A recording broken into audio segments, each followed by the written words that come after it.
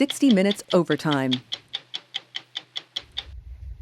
When it's cold, as it is up in these mountains, particularly here now in the morning, the monarchs are pretty lethargic, too cold to fly. The sky's just starting to warm up. Tourists are able to go to parts of this protected area and see some of the migration, see butterflies. But what we're able to bring to you in 60 Minutes, what we're able to bring in this piece is something very few people really get the opportunity to see this close. This week on 60 Minutes, we're doing a story about the migration of the monarch butterflies.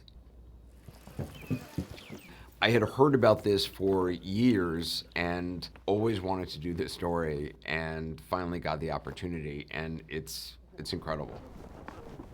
It took the producing team like 3 years to do this. I mean, you'd think it's a pretty easy story. It's the migration of the monarch butterflies. Let's just go and do it.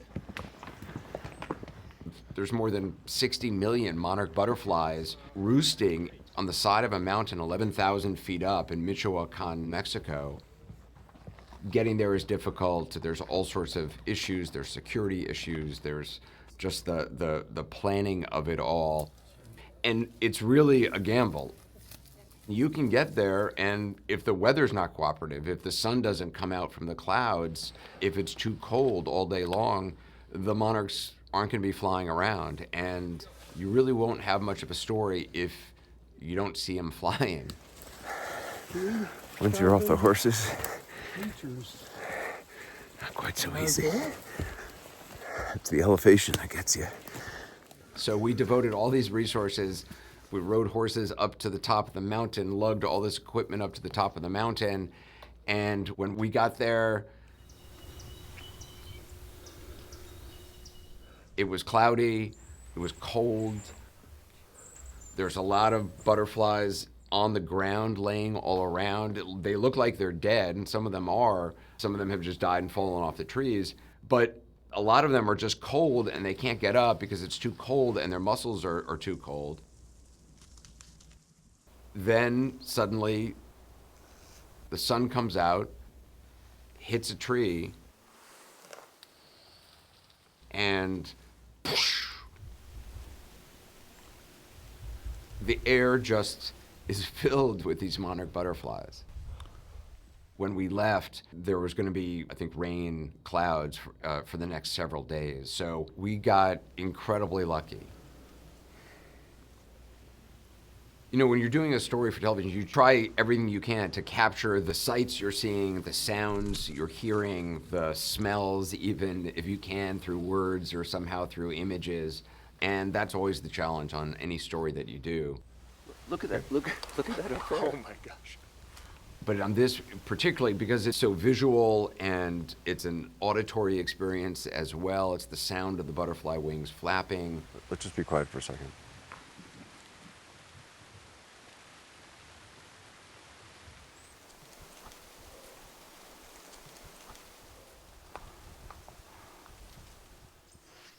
And it's all around you. It's not just, oh, they're flying over there. It's, oh, they're flying over there, and oh, look, they're over there, and oh, look up. So often we're just looking down, and suddenly when you actually look up, you realize the whole sky is filled with these butterflies.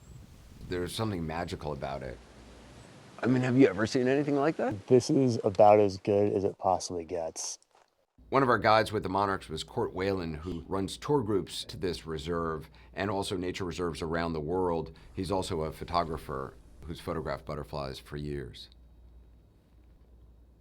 It must be different every time you come here. It is. It's different every year. It's different every day. It's often different every hour. I think that is a big reason why I'm so enamored and so enthralled with this area. It's always new. It's always different. I've been on great days, and it's like still one of the coolest things I've ever seen. You travel, you take trips in Africa on safaris, you to rainforests in, Papua New Guinea. This is one of the most remarkable things you've seen. Still to this day. I've always thought the gorillas in Rwanda, the mountain gorillas in Rwanda, were the most incredible animal experience. This is right up there with it. I think when it comes down to, the impressiveness of a single species, this takes the cake.